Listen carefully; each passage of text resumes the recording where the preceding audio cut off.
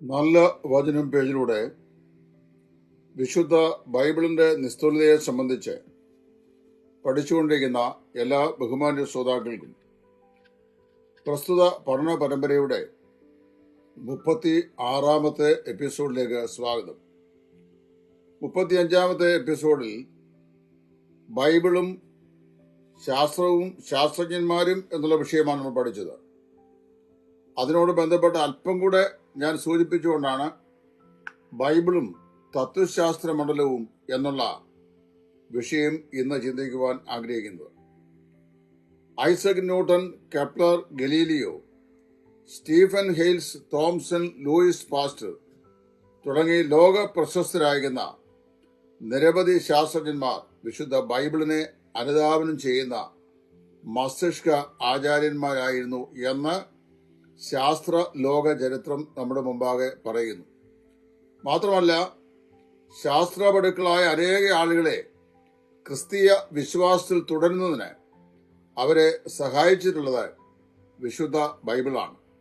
Louis Pasteur ഒരിക്കൽ അഭിപ്രായപ്പെട്ടത്, അദ്ദേഹത്തിന്റെ പരീക്ഷണശാലയിൽ ഓരോ പരീക്ഷണങ്ങളിലും അദ്ദേഹം ഏർപ്പെടുമ്പോഴും ആ ഓരോ പരീക്ഷണത്തിന്റെ ഘട്ടങ്ങളിലും ഘട്ടം ഘട്ടമായിട്ടുള്ള ആ യാത്രയിലും സൃഷ്ടാവായ ദൈവത്തിന്റെ സൃഷ്ടി വൈഭവത്തെ കാണുവാൻ അദ്ദേഹത്തിന് സാധിച്ചു എന്ന് അദ്ദേഹം പറഞ്ഞിട്ടുണ്ട്. വിശ്വചരിത്രത്തിൽ 40-ലധികം പ്രശസ്തന്മാരായ ശാസ്ത്രജ്ഞന്മാരെ ദൈവശാസ്ത്രജ്ഞന്മാരാക്കി, അതായത് ദൈവത്തിൽ വിശ്വസിക്കുന്ന ശാസ്ത്രജ്ഞന്മാരാക്കി മാറ്റിയ മഹത്തായ ഗ്രന്ഥമാണ് വിശുദ്ധ ബൈബിൾ. അവർ തന്നെ വേദപുസ്തകത്തിന്റെ അനുവാചകരായി മാറ്റപ്പെടുകയും വിശുദ്ധ വേദപുസ്തകത്തിന്റെ ഉപദേശ സത്യങ്ങൾ ലോകത്തോട് വിളംബരം ചെയ്യുന്ന വിദ്യാപടുക്കളായി രൂപാന്തരപ്പെടുകയും ചെയ്തു. ഇന്ന് നമ്മൾ പഠിക്കാൻ പോകുന്നത് ബൈബിൾ തത്വചിന്താ മണ്ഡലത്തിൽ ശ്രേഷ്ഠമായ ഒരു ഗ്രന്ഥമാണ് എന്നാണ്.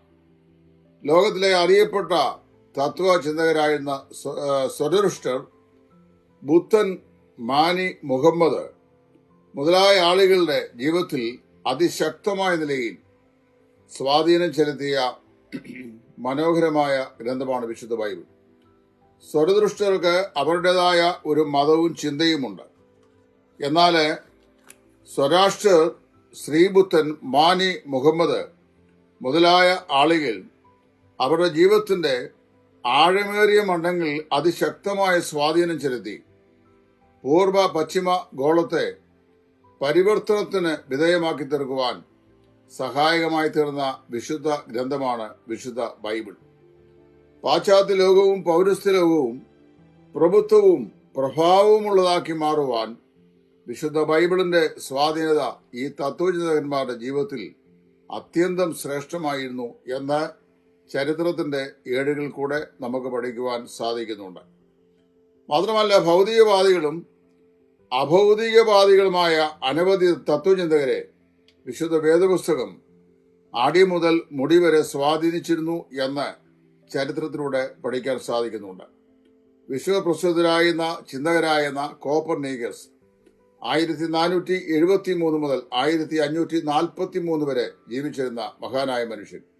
അദ്ദേഹമാണ് ഉറച്ചു നിൽക്കുവാൻ ഒരിടവും ഒരു ഉത്തോലവും തരാമെങ്കിൽ ഞാൻ ഭൂമിയെ ഇളക്കാമെന്ന് ലോകത്തോട് പരസ്യമായി പറഞ്ഞ മനുഷ്യൻ. ഭൂമി ഗോളാകൃതി കൊണ്ടതായിരുന്നു എന്ന് അഭിപ്രായപ്പെട്ട പ്രശസ്തനായ സയന്റിസ്റ്റ്.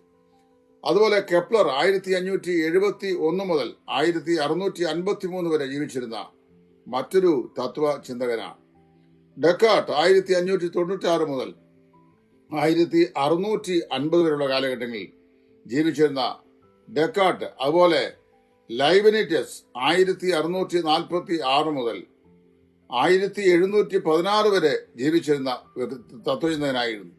ഐസക് ന്യൂട്ടൺ 1642 മുതൽ 1727 വരെയുള്ള കാലഘട്ടങ്ങളിൽ ജീവിച്ചിരുന്ന അതിശക്തനായിരുന്ന ഒരു തത്വ ചിന്തകനായിരുന്നു.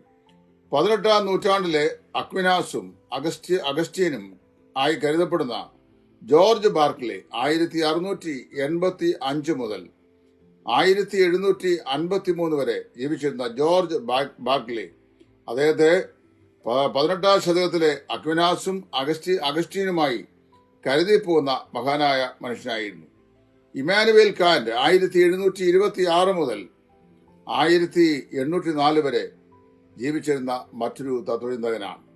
അങ്ങനെ ഭൗതികവാദികളും അഭൗതികവാദികളുമായ നിരവധി ആളുകളെ ക്രൈസ്തവ വിശ്വാസത്തിന്റെ അനുഗ്രഹീതമായ പന്താവിലേക്ക് കൈപിടിച്ച് നടത്തിയത് ഈ വിശുദ്ധ ബൈബിളാണ്.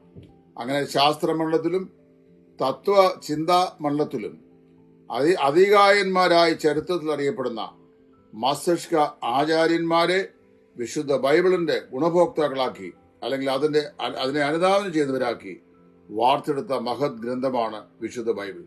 ചില ആളുകൾ ചിന്തിക്കുന്നത് വിദ്യാഭ്യാസമില്ലാത്തവരും ദരിദ്രരും അതുപോലെ വേണ്ടത്ര പഠിപ്പില്ലാത്തവരും സംസ്കാരമില്ലാത്തവരുമായ ആളുകൾക്ക് നേരം പോക്കിന് വേണ്ടിയുള്ള ഗ്രന്ഥമായിരിക്കാം ബൈബിൾ എന്നാണ്. ഞാനിവിടെ പറയപ്പെടുന്ന Isaac Newton, Kepler, Galileo, Stephen Hales, Thomson, Louis Pasteur, അതുപോലെ തന്നെ ഡെക്കാർട്ട്, അതുപോലെ തന്നെ Copernicus, Kepler, Leibniz, Isaac Newton, പിന്നെ ഈ പറഞ്ഞപ്പെട്ട ജോർജ് ബാർക്ക്ലെ, ഇവരൊക്കെ വിശ്വചരിത്രത്തിലെ അധികായന്മാരായ ആളുകളാണ്.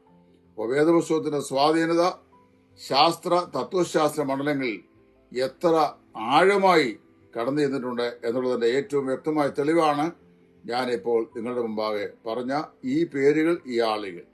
ദൈവം നിങ്ങളെ സഹായിക്കട്ടെ.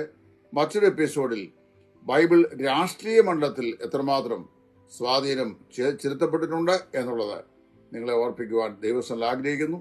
ഈ പഠനം തുടർന്നും കേൾക്കുവാൻ ഞങ്ങളുടെ ചാനൽ നിങ്ങൾ ദയവായി സബ്സ്ക്രൈബ് ചെയ്യുക. ദൈവം നിങ്ങളെ ഏവരെയും അനുഗ്രഹിക്കട്ടെ.